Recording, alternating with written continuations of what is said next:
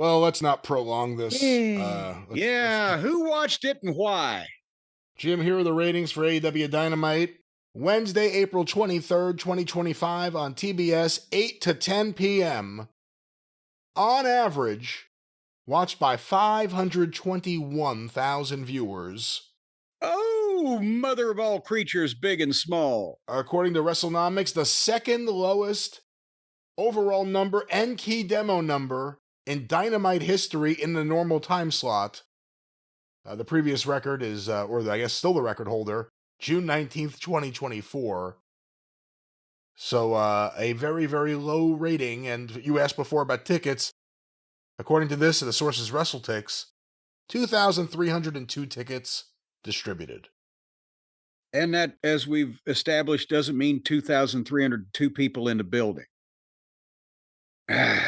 Well, all righty then. Let's go to the quarterly hour breakdown. These were compiled by WrestleNomics.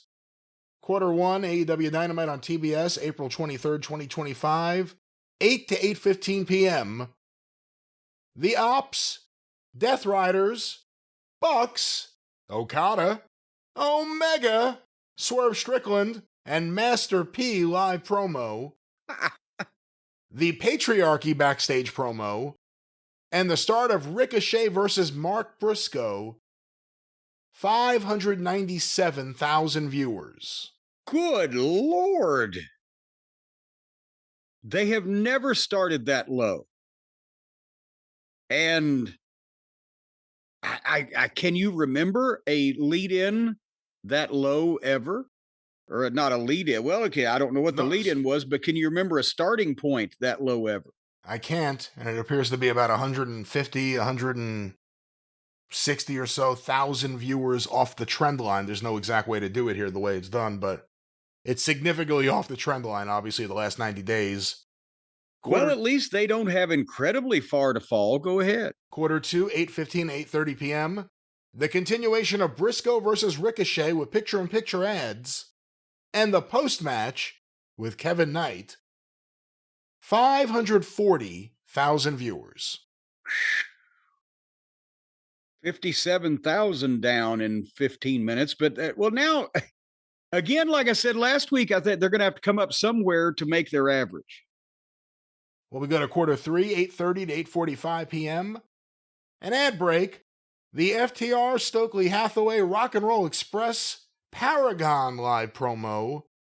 And an ad break. What do you think of the former Undisputed Era now being the Paragon? I don't think it does. It matter at this point what you call them? Well, it's like a legless dog. It ain't gonna come anyway. 560,000 viewers. Well, it came back up a little bit. The Mark Briscoe effect. Mark Briscoe gained him some viewers. We go now to quarter 4, 8:45 to 9 p.m. The Young Bucks versus Kevin Knight and Mike Bailey with picture-in-picture.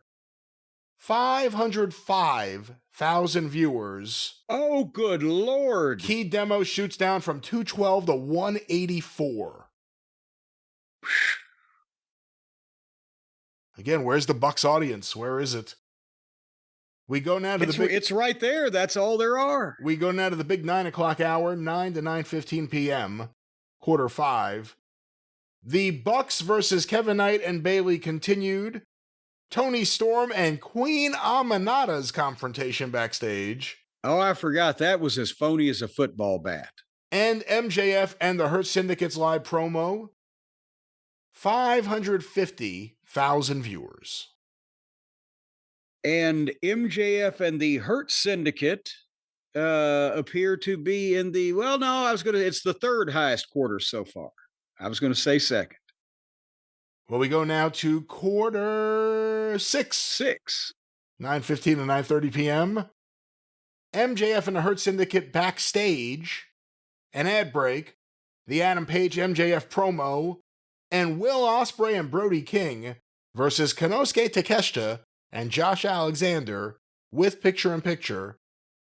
490,000 viewers. Oh, good Lord. And with Ospreay. This is what they've done to Ospreay. He doesn't deserve this. He was supposed to be the biggest star in the fucking company. Now he's in a random tag match in the lowest quarter of the show. But wait, there's more. We go now to quarter 7, 9:30 to 9:45 p.m. The continuation of Ospreay and King versus Takeshita and Alexander. The post-match with Page, Fletcher, Archer, Romero, and Trent. Followed by an ad break. 464,000 viewers. The low point in the key demo, 157. Good God. And finally, the main event, quarter 8, Jamie Hayter versus Chris Statlander with picture-in-picture. 460,000 viewers. So they only started with 597,000 and they still managed to lose 137,000. But now hold on here. Just the one point I want to make is in the first 5 quarters of the program that were all above 500,000. The lowest one of those was quarter 4 with the Buckaroos in it. People consciously left at that point and came back at the top of the hour when Hurt Syndicate came in. Yeah, to see anything else other than them. They drove away the audience. They always do. There's nothing appealing about them. They don't get pro wrestling beyond appealing to their friends and their old fans who have gotten old watching the Young Bucks. They're not really there anymore. The Young Bucks now have old fans. But yeah, this is certainly not great. But I'm sure they did millions on Max. Let's just be honest about it. Well, in the meantime, I'm thinking about cracking open another one of these jars of Blueberry Breeze. Well, do you think there's gummies from our friends at Cornbread Hemp to take my mind off of all this? Hey, one last question. Beyond the booking and beyond star power or lack of star power, or whatever it is, beyond things not connecting, is there anything to ratings being hurt because it's a week of wrestling burnout? I know it's WWE and, you can't worry about but you shouldn't focus on what they're doing, but it is WrestleMania week, and they did overload everyone who's a wrestling fan with their stuff. And, you got to think that that may have caused some people to say on Wednesday night, I've seen enough wrestling this week. Well, and I can buy that theory, but let me ask you this. Did they do 2 nights of WrestleMania last year?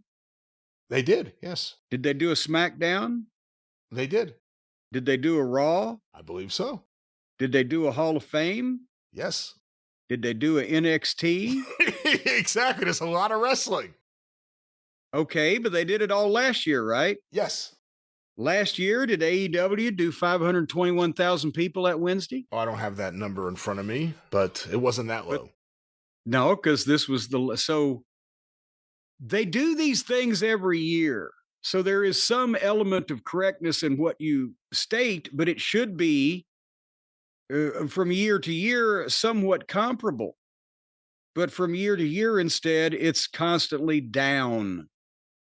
And blow me on the Max thing. If people have to try hard to go to Max and find AEW, you can't tell me that an appreciable percentage of the audience on television where it's resided for 5 years, an appreciable number of people are watching it on Max where you can't find it and it's been on for a few months.